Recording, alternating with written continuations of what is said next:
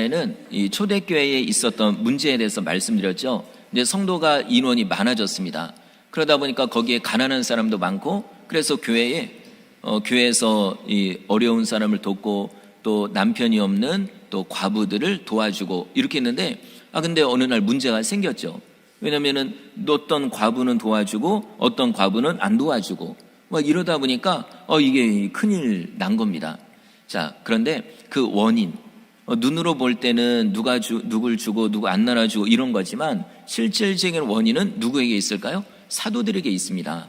왜냐하면 말씀과 기도에 더 집중해야 되는데 굳이 하는 일을 더 신경 쓰다 보니까 이게 기도도 말씀도 소홀히 하게 됐죠. 그러다 보니까 문제가 터진 겁니다. 그래서 사도들이 이건 안 되겠다 싶어가지고 이 문제를 해결하기 위해서 7명의 집사를 세웁니다. 그래서 그들에게 구제에 대한 모든 것을 맡기는 거죠. 너희들이 이거를 하라고. 그러고는 사도들은 말씀과 기도에 다시 집중합니다. 그랬더니요, 그 문제가 단번에 해결이 되는 겁니다. 얼마나 7명의 집사가 열심히 그 일을 잘하는지 문제는 해결되고, 그리고 교회는 점점 부흥하게 된 거죠. 자, 이렇게 볼 때 사도들도 특별하지만 새롭게 세워진 7명의 집사도 특별합니다.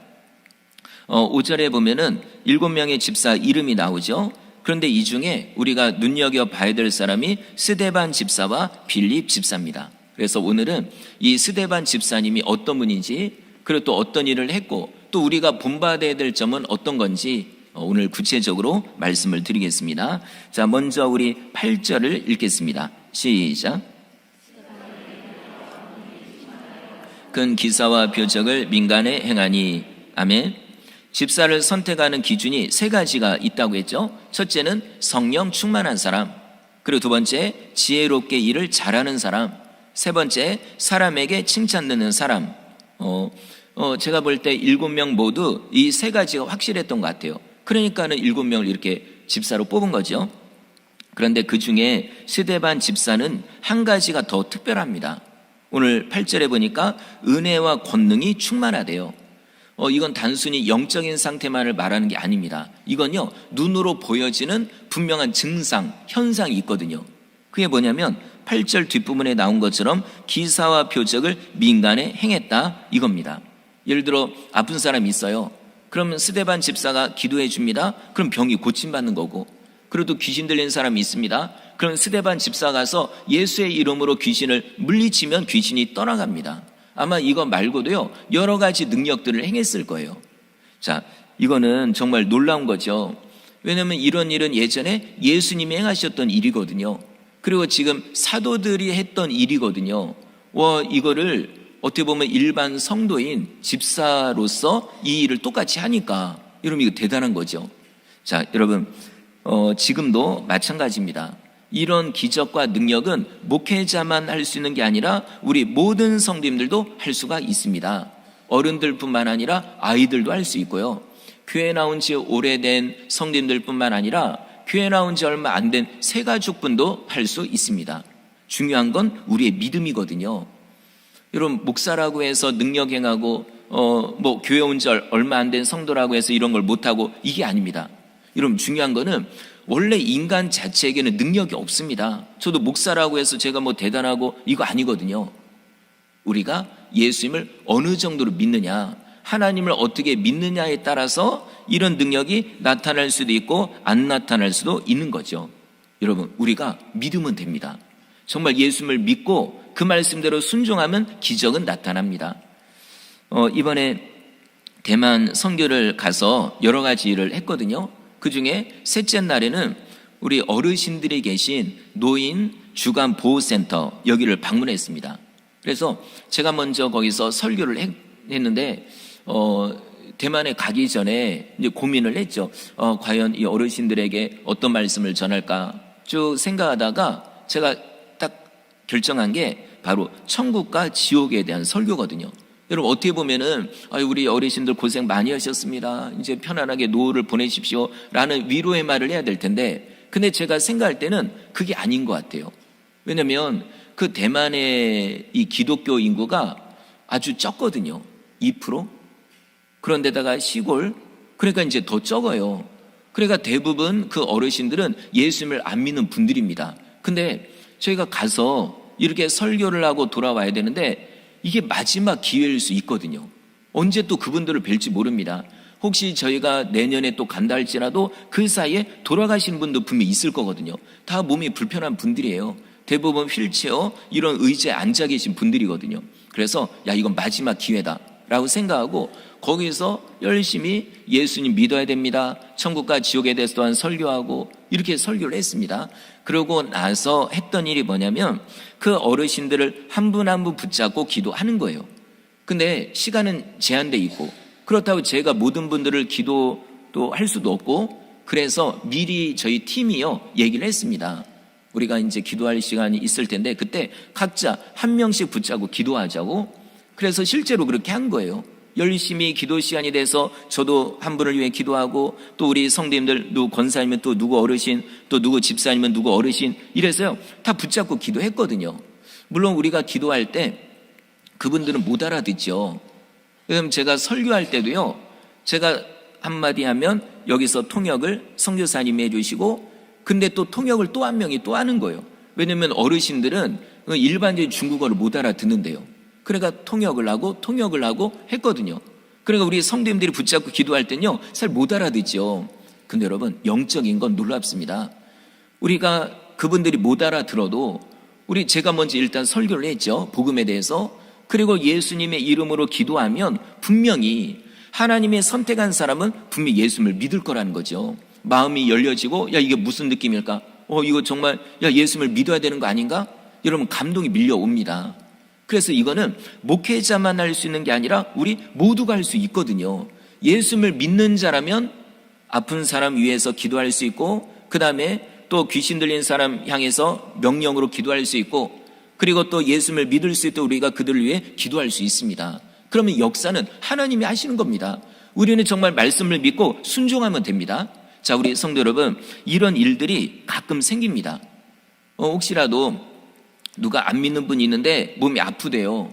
그럼 목사님 오셔야 되는데, 물론 저를 불러서 제가 갈 수도 있죠. 근데 상황이, 이건 정말 이 시간 기도해야 되겠어요. 그럼 어떻게 될까요? 여러분이 기도하시면 됩니다. 예수님의 이름으로 기도해 주십시오. 병 낫기 위해서 기도하십시오. 그럼 하나님이요 역사하시거든요. 그리고 또 가끔 이런 얘기 들으실 때 있을 거예요. 우리 집에는 귀신 역사한다고, 자꾸 헛것이 보이고, 진짜 난 귀신을 봤다고. 그럼 여러분 어떻게 될까요? 이거 무서워해서 그냥 목사님이나 모셔와야지, 이러지 마시고 여러분이 가서 기도해 주십시오. 여러분이 가서 예수의 이름으로 기도하는 거예요. 저도 예전에 한번 이제 그런 비슷한 일을 경험을 했는데, 전도사 때인데요. 교회 청년이 어느 날 저한테 집에 가자는 거예요. 왜요? 그랬더니 저희 아빠가 귀신 들려가시고 난리를 치고 막 이런다고, 나 때리고 막 이런다고. 가자고 하는데 선뜻 안 나서지더라고요. 무섭더라고요. 그 얘기를 들으니까. 이 가면 나도 뚫겨 맞는 게 아닌가 해가지고, 그래도 가자고 하니까, 그래서 이제 알았다고 해서 가는데 어느 순간 이런 생각이 들더라고요. 말씀에 있는 거거든요. 사랑은 두려움을 내어 쫓는다고. 이거구나. 그러니까 이 청년이 지금 어려움을 당했잖아요. 제가 해줄 수 있는 거 뭘까요? 가서 예수님의 이름으로 귀신 쫓아내는 거거든요. 그래서 이제 따라서 딱 가는데 그 청년이 또 하는 얘기가, 우리 아빠가 귀신 들렸는데 딱 사람 오는 거 봐가지고 예수 믿는 사람이 있으면 얼굴을 이렇게 숨긴다고, 피한다고. 근데 그러지 않은 사람한테는 이제 이렇게 한다는 거예요. 그래, 그 얘기를 들으니까 또 걱정도 되고, 이거 이제 시험 받는 그런 느낌으로 가가지고 진짜 벌벌 떨리더라고요. 가가지고 딱 이제 드디어 아빠를 딱 만났는데, 감사하게도 피하더라고요. 그래도 내가 예수 믿는 거구나 해가지고요. 그러고서 어디로 가셨어요, 아빠가. 그래서 이제 갔으니까 끝난 거 아니에요? 그런데도 이 딸이, 청년이 이제 그래도 기도해달라고. 그래서 그냥 거기서 진짜 아주 그냥 막 정신없이 기도했습니다. 여러분, 그 결과는 하나님이 하시는 거거든요. 그래서 청년 앞으로도 그 다음에도 잘 나왔습니다. 자, 여러분, 우리에게 이런 기회가 주어진다면 이거 무서워, 난 못해, 그러지 마시고 하십시오. 예수의 이름으로 물리치면 귀신은 떠나가는 거죠. 그리고 내 생명 하나님이 지켜줍니다. 설령 두들겨 맞아도 여러분, 그것 때문에 더 우린 더 간절히 기도하게 될 거고, 그러면 하나님이 더 강하게 역사를 하는 겁니다. 우리나라 유명한 목사님도요, 은혜 받고 예전에 깡패였는데, 그래서 이제 예수님 믿고 이제는 뭔가를 하는 거예요. 안진뱅이가 있습니다. 못 걷는 분이 있어요. 그래서 마음에 감동이 와가지고 그분 붙잡고 기도했는데 어떻게 됐어요? 똑같은 거예요. 물뚱물뚱 쳐다보는 거죠. 이 아저씨가 뭐하나. 그래서 그때 도망가고 얼마나 창피했는지, 그때부터 간절히 기도해서 진짜로 능력을 받았거든요. 여러분, 실패도 괜찮습니다. 예수님 말씀으로 순종하면 되거든요. 그러니까 앞으로 이런 기회가 오면 여러분 열심히 기도해 주십시오. 자, 스데반 집사가 여러 가지 능력을 행합니다. 그러니까 사람들이 좋아하죠. 근데 어떤 사람들은 완전 싫어합니다.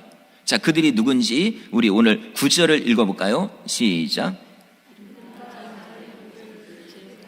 알렉산드리아인 길리기아와 아시아에서 온 사람들의 회당에서 어떤 자들이 일어나 스데반과 더불어 논쟁할세. 여기서 자유민은 누구냐면 원래 유대인이거든요. 이스라엘 사람. 그런데 외국으로 전쟁 중이나 뭐 이런 걸로 인해 끌려가서 노예 생활을 한 거예요. 그러다가 풀려났죠. 자유인이 됐죠. 그래서 다시 예루살렘, 이 이스라엘로 돌아왔습니다.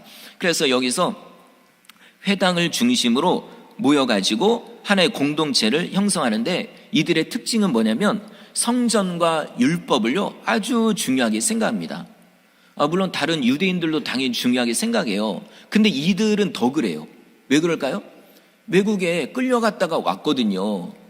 그러니까 얼마나 이 성전에 대해서 애착이 클까요? 율법에 대해서 애착이 얼마나 클까요? 우리나라 사람도 그러잖아요. 예전에 전쟁 중에 외국으로 끌려갔던 분들 있습니다. 그분들이 우리나라 얼마나 아끼는데요. 외국에만 나가면 다 애국자가 되잖아요. 뭐 그 정도가 아니어도 잠깐 며칠 동안 외국에 가요. 근데 이제 되게 열악한 나라, 환경이 안 좋은 나라.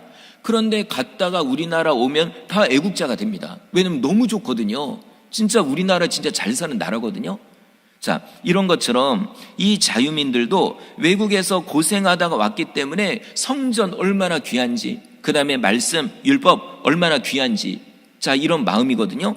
그런데 어느 날 스데반 집사라고 하는 사람이 회당에 온 거예요. 이 자유민들이 모여있는 이곳에 와가지고 성전에 대해서, 그 다음에 율법에 대해서 쭉 얘기를 하는데, 이 얘기를 듣고서 자유민들이 완전히 난리가 난 거예요. 왜 그러냐면 스데반 집사가 지금 이상한 얘기를 하고 있다는 거죠. 근데 자, 사실 스데반 집사는 이상한 얘기를 한 게 아닙니다. 자, 먼저 성전에 대해서요. 스데반 집사도 성전 아주 귀중하게 생각합니다.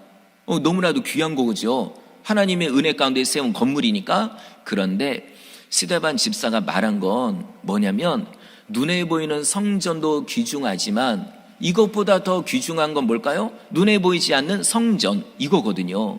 이게 더 귀중하거든요. 그러면 눈에 보이지 않는 성전은 뭘까요? 그게 바로 예수님입니다. 예수님 본인도 말씀했거든요. 내가 성전이라고, 내가 참 성전이라고 이렇게 말씀한 거거든요. 그리고 눈에 보이는 성전은 어느 날 무너집니다. 이걸 스데반 집사도 알았어요. 왜냐하면 예전에 예수님 말씀하셨거든요. 그래서 눈에 보이는 성전은 무너지지만 눈에 보이지 않는 성전, 바로 예수님, 그분은 영원하십니다. 이걸 얘기했을 뿐이거든요. 근데 자유민들이 오해를 한 거죠. 아니 뭐 성전이 무너진다고? 아니 이런 성전을 모독하는 말을 하고 부정적인 말을 한다고. 그래서 막 죽이려고 하는 거죠. 자, 그 다음에 두 번째, 율법에 대해서도 마찬가지예요. 스데반 집사는 율법을 부정하는 얘기를 한 번도 한 적이 없거든요. 예수님이 오셔서 율법을 완성하셨다, 이런 얘기를 한 거예요. 그런데도 자유민들은 오해를 하는 거죠. 뭐라고? 율법을 폐한다고? 없앤다고? 아니 이런 말도 안 되는, 아니 율법은 하나님이 주신 건데 어떻게 율법을 폐한다고 말하냐고. 그래서 또 스데반 집사를 죽이려고 하는 거죠. 자, 여러분, 여기서 우리는 두 가지를 생각해야 됩니다. 두 가지를 우리에게 적용해야 되거든요. 자, 첫 번째, 눈에 보이는 성전도 중요하지만 눈에 보이지 않는 성전이 더 중요하다는 사실입니다. 일단 눈에 보이는 이 건물이요, 교회, 이 중요합니다. 우리가 코로나 때 겪어봤지만 오고 싶어도 못 올 때 있었잖아요. 그리고 또 어떤 교회는 정말 경제적으로 어렵기도 하고 어떤 억울한 일을 당해서 정말 이렇게 예배당을 잃어버리는 경우도 있어요. 유지가 안 돼서 막 힘들어할 때도 있었고, 저도 예전에 집에서 개척을 해서 그렇게 이제 고생을 한 적이 있는데, 그때도요 교회 건물 보면 너무 부러운 거예요. 아니 뭐 건물이 아니라 지하실이라도 교회 이름 딱 써놓고 간판 있고 그런 게 너무 부러운 거거든요. 근데 여러분, 우리 건물이 있잖아요. 얼마나 감사합니까? 우리 이거 아껴야 됩니다. 청소도 열심히 해야 되고, 그 다음에 어디 부서졌다 그러면 그거 수리도 하고 잘 가꿔야 됩니다. 그리고 우리 교회 진짜 잘 가꾸고 계시거든요. 그래서 다른 분들이 딱 우리 교회 오면 와, 이거 지은 지 얼마 안 된 것 같다고, 새 것 같다고. 너무 감사한 거예요. 열심히 우리 성도님들이 가꾸니까요. 자, 그런데 눈에 보이는 성전도 귀하지만 더 귀한 거는 눈에 보이지 않는 성전입니다. 자, 먼저 예수님이 성전이라고 했잖아요. 그러면 교회의 중심은 예수님이셔야 됩니다. 모든 거의 중심은 예수님. 그런데 이단과 사이비는, 어떤 이단은 딱 보면 교회 건물 같아요. 십자가도 있습니다. 근데 들어가 보면 거기서 예수님을 믿는 게 아니라 이단의 교주를 믿거든요. 이게 교회일까요? 아무리 십자가는 뭐 10개를 달아놔도 그건 교회가 아닙니다.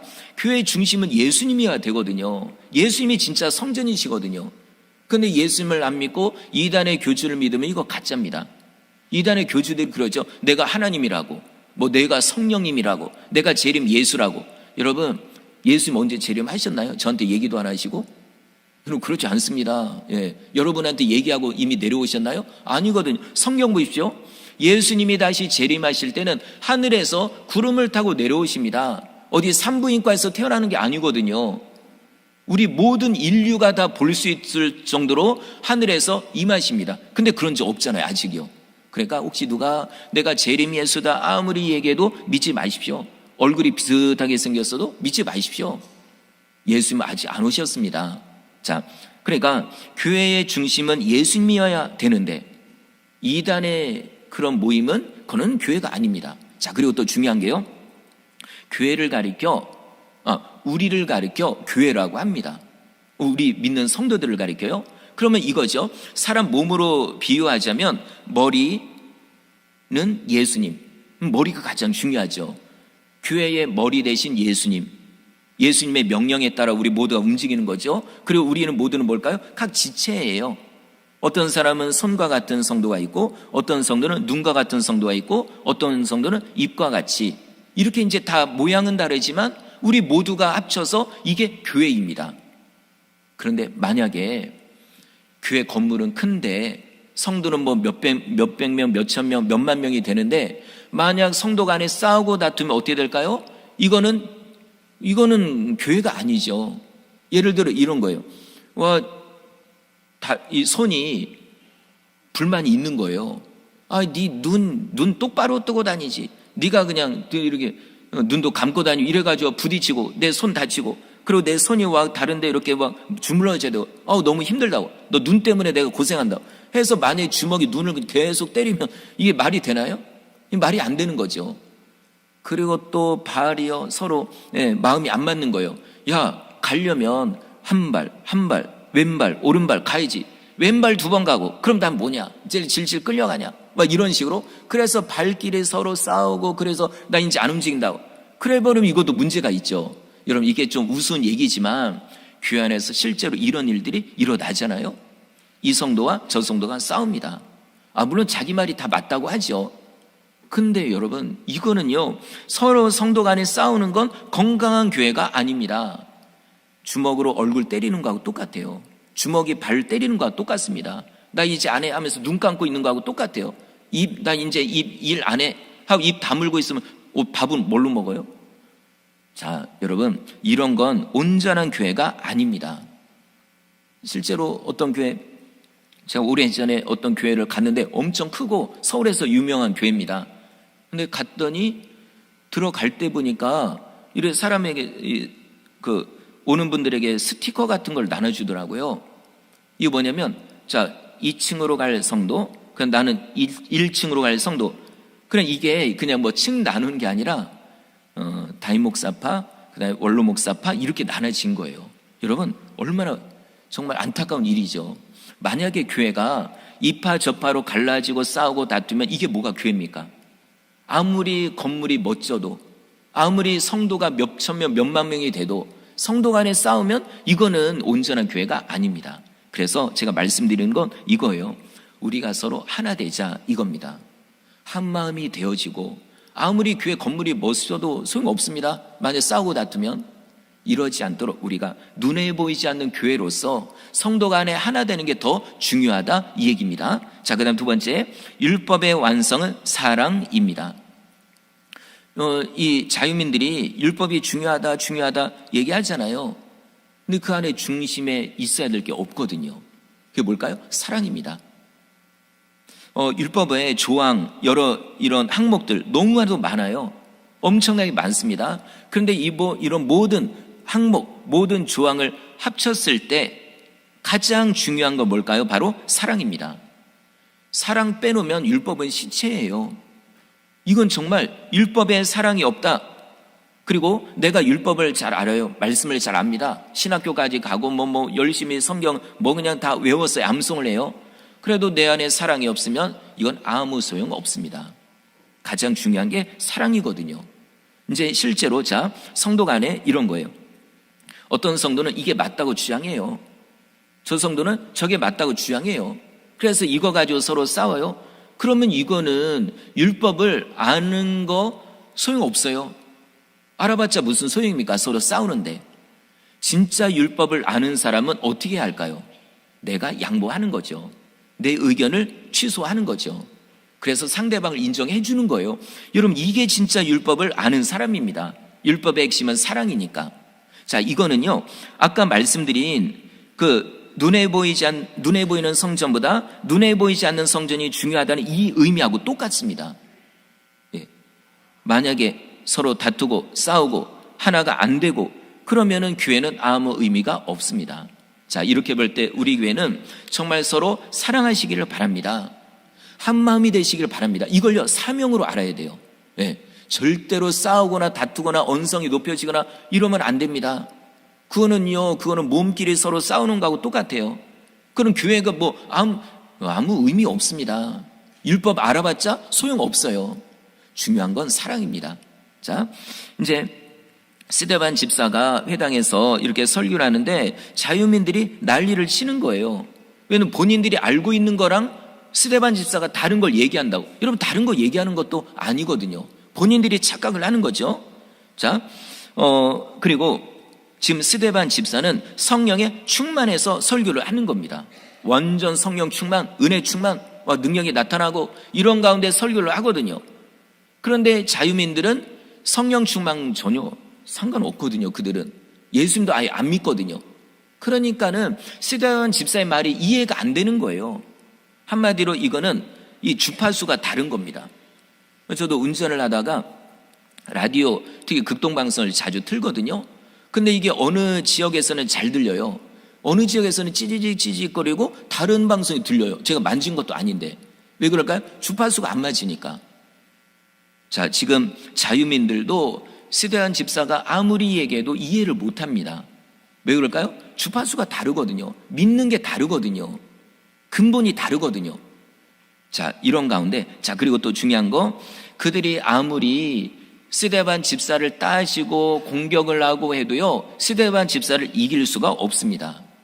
자, 우리 10절 읽어볼까요? 시작. 그들이 능히 당하지 못하여. 아멘.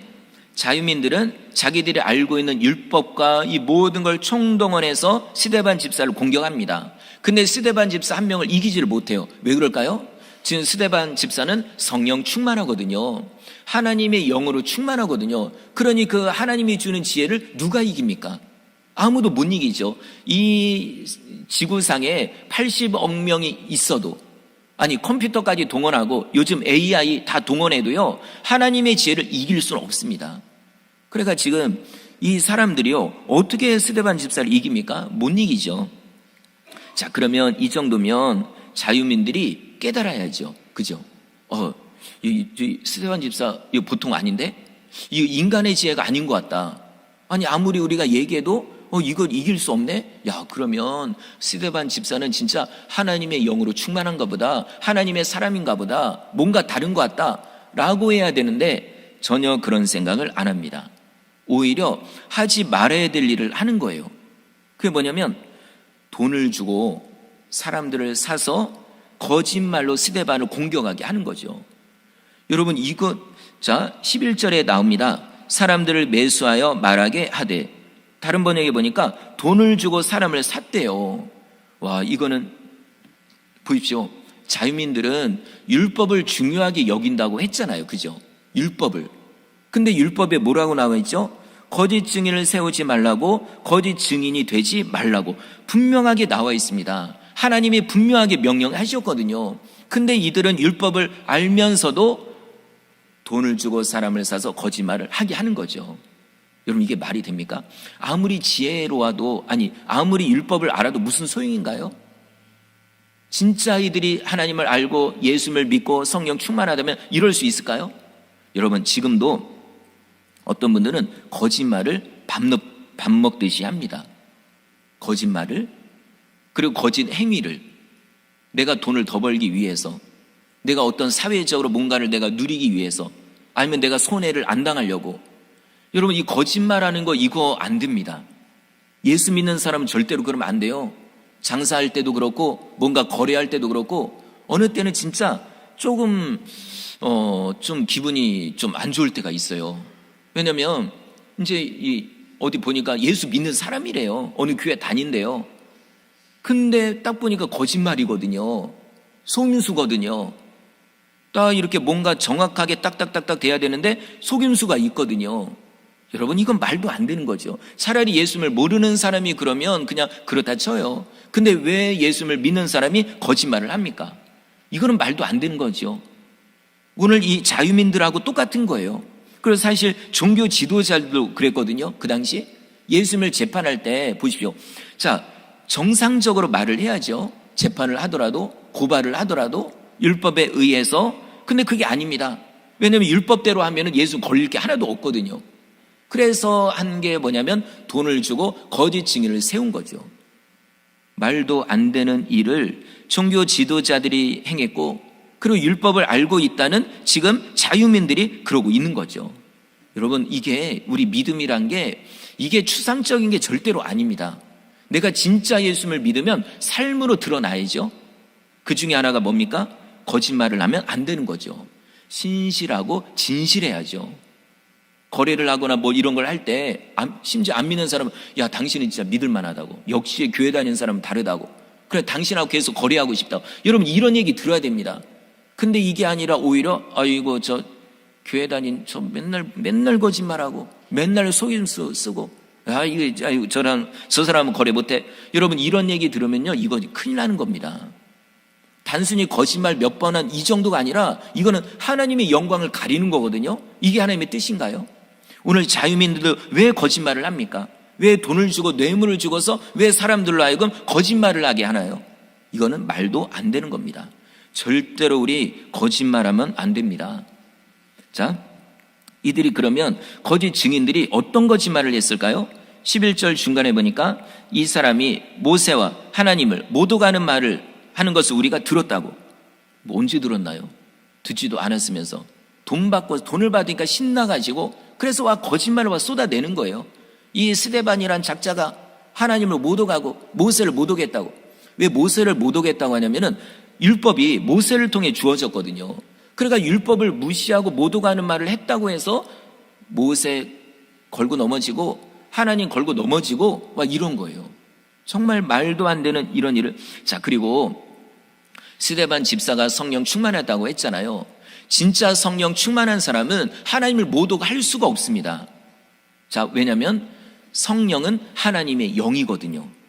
하나님의 영으로 충만합니다. 하나님을 향한 사랑으로 충만해요. 그런 사람이 어떻게 말로써 하나님을 모독하는 말을 하나요? 말도 안 되는 거죠. 마치 이런 거하고 똑같아요. 내가 부모님을 진짜 존경하고 공경합니다. 진짜 웬만한 자녀는 다 부모님 공경하지만 나는 더 유별나요. 나는 진짜로 부모님 사랑하고 세상에 그 어떤 사람보다 나는 부모님을 존경합니다. 그런데 이런 사람이 어디 가서 부모님 욕할까요? 할 수가 없는 거죠. 만약 다른 사람이 우리 부모님 욕하면요, 아마 그냥 멱살 잡고 싸울 거예요. 똑같습니다. 아니, 성령 충만한, 하나님의 영으로 충만한 스데반이 왜 하나님을 못 오갑니까? 그럴 수 없는 거죠. 근데 이 사람들이 계속 거짓말을 하고 있는 거죠. 그리고 또 이 거짓 증인들의 하는 내용, 우리 13절 읽겠습니다. 시작.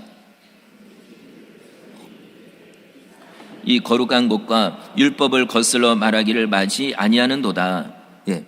중간에 보니까 거룩한 곳, 그러니까 성전을 거스르는 말, 율법을 거스르는 말을 했대요. 험담했대요.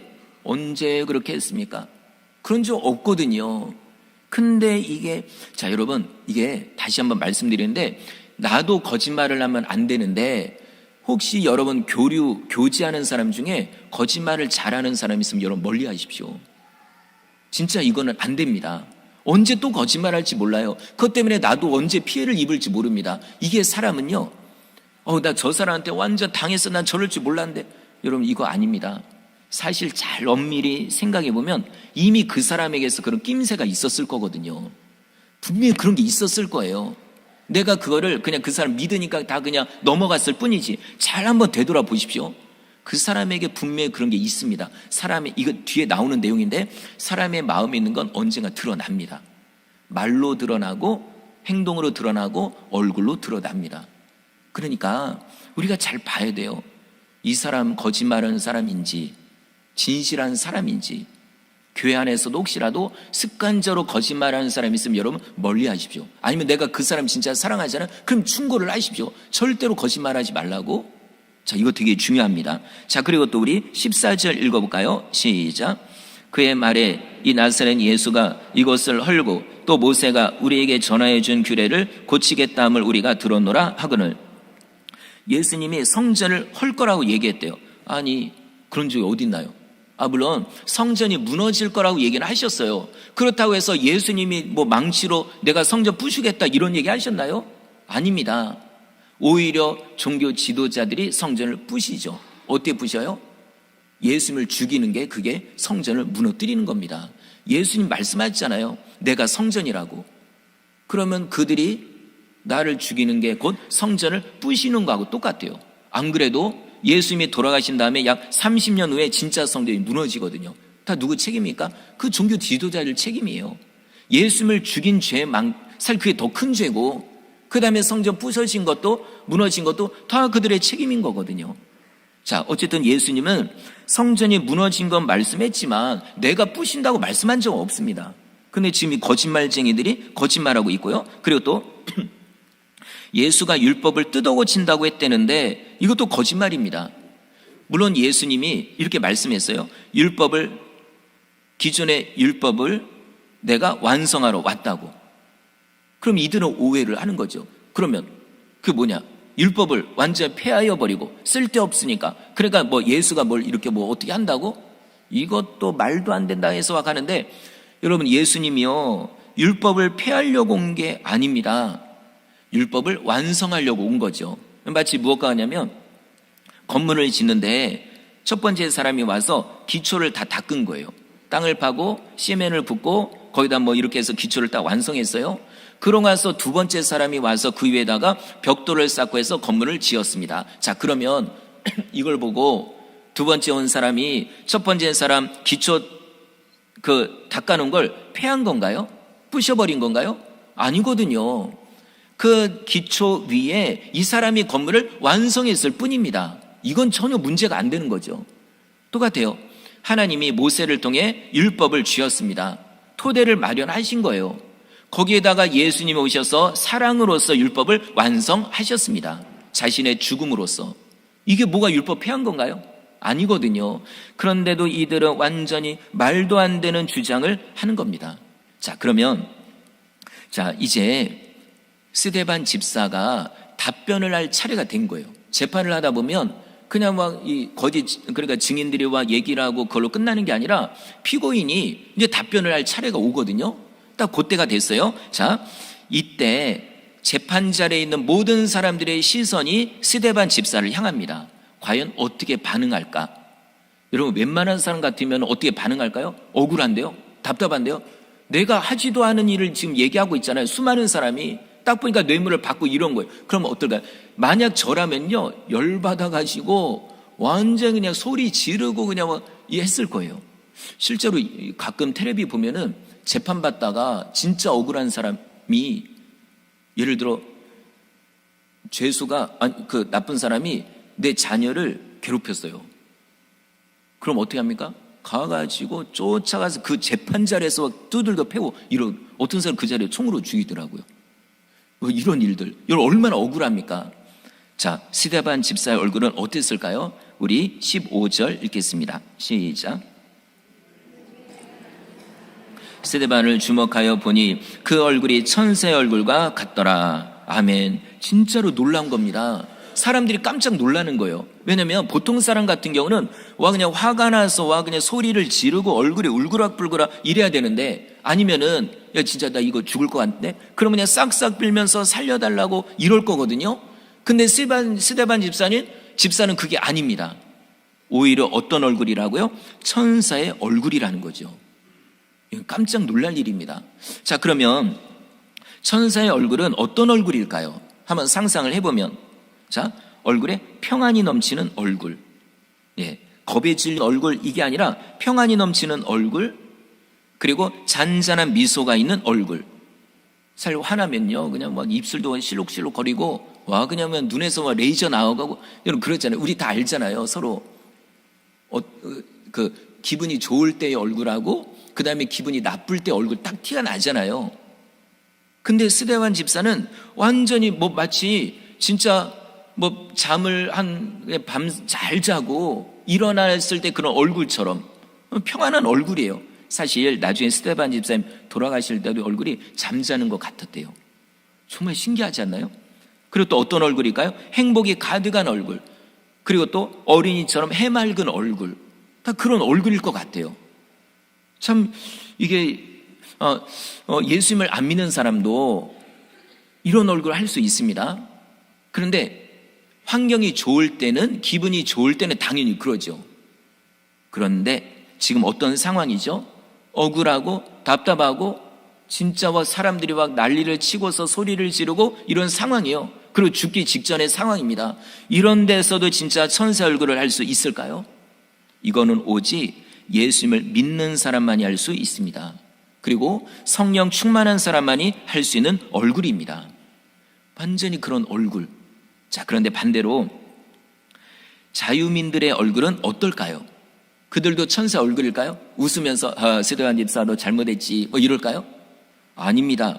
그들의 얼굴은 마귀의 얼굴입니다. 자, 그러면 마귀의 얼굴은 어떤 얼굴일까요? 우리가 또 상상해 보면 분노가 가득한 얼굴, 눈에서 진짜 레이저 나가고 눈빛이 그냥 뻘개가지고 혈기가 충만한 얼굴, 막 근육이 막 그냥 막 이렇게 막 움직이고 있는, 그리고 막 살벌한 얼굴, 누군가를 잡아먹을 듯한, 바로 스데반을 잡아먹을 듯한 그런 얼굴들. 여러분 참 신기한 게 사람의 마음에 따라 얼굴 근육이 움직입니다. 근육이 그렇게 움직여요. 그래서 나이 40이 되면 얼굴에 책임을 져라. 이게 왜 그럴까요?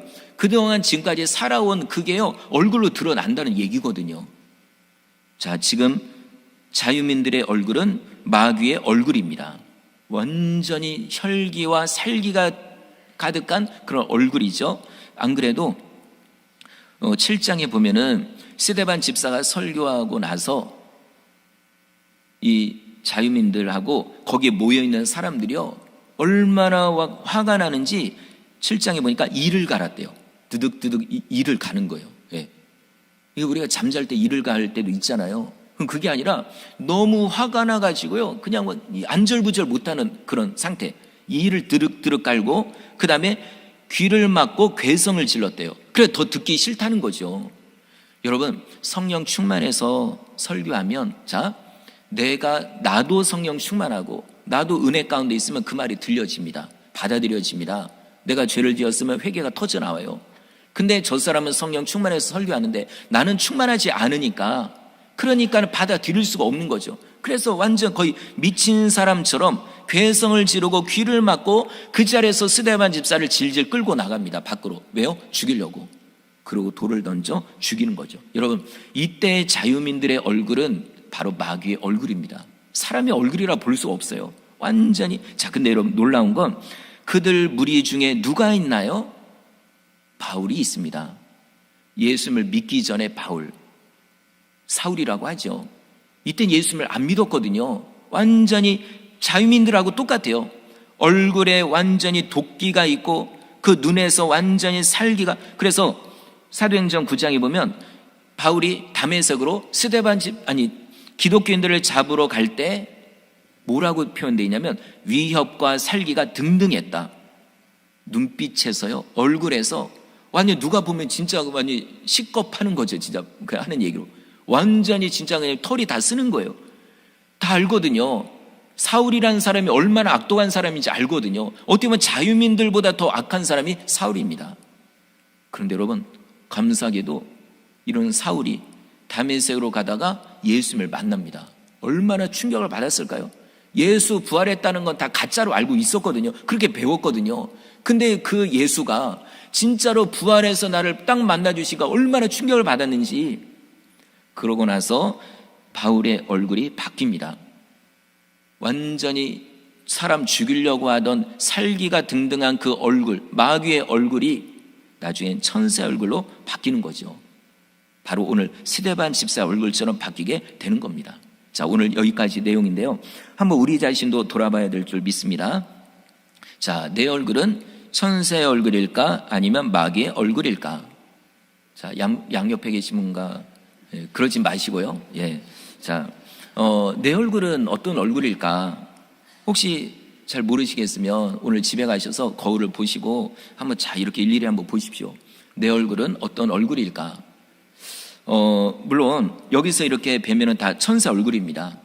다 멋지시고 아름다우시고 다 예쁜 얼굴인데, 근데 중요한 건 이런 스데반 집사가 처했던 이런 상황에서도 과연 내 얼굴은 천사의 얼굴일까? 이거거든요.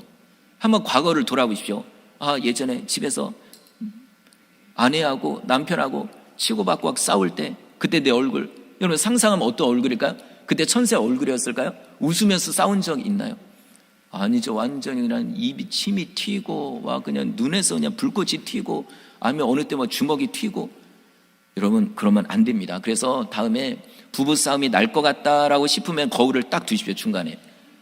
자, 우리 돌아가면서 거울 한 번씩 보고 우리 싸웁시다라고. 지난 주일에 김재현 목사님이, 다임 목사님이 이 설교 하셨는데, 자, 우리 한번 거울을 두고 한번 서로 얼굴 보면서 싸웁시다. 그러면은 한번 싸움이 안 될 거예요. 여러분, 우리는 언제라도 천사의 얼굴 같아야 됩니다. 그러려면 어떻게 될까요? 이게 또 억지로가 안 돼요. 뭐 억지로 웃으려고 하면 그거 되게 어색한 거 알잖아요. 그죠? 얼굴 막 어색한, 그러면 안 되고, 얼굴보다 중요한 건 우리의 마음을 가꾸는 거죠. 예. 이런 얘기 있잖아요. 얼굴은 마음의 거울이다. 그러니까 마음이 평안하면 얼굴도 평안한 얼굴이 되는 거고요. 마음에 사랑이 넘치면 얼굴도 사랑이 넘치는 얼굴이 이렇게 되는 겁니다. 중요한 건 우리 마음이에요. 그러면 바로 오늘 스데반 집사처럼 성령에 충만한 거죠. 내가 성령 충만하면 자동적으로 얼굴로 나오거든요. 예, 얼굴로 이게 다 드러납니다. 눈빛에서 사랑이, 그 다음에 또 미소에서 정말 예수님과 같은 천사와 같은 그런 미소가 이게 나오는 거거든요. 자, 말씀을 마치겠습니다. 우리는 스데반 집사처럼 성령 충만해야 될 줄 믿습니다. 그래서 집에 돌아가셔서 한번 거울도 보시고, 그리고 무엇보다 내 마음은 지금 평안한가? 나는 지금 성령 충만한가? 나는 지금 사랑으로 충만한가? 이거를 돌아보는 우리 성도님들 되시기를 주의 이름으로 축원합니다.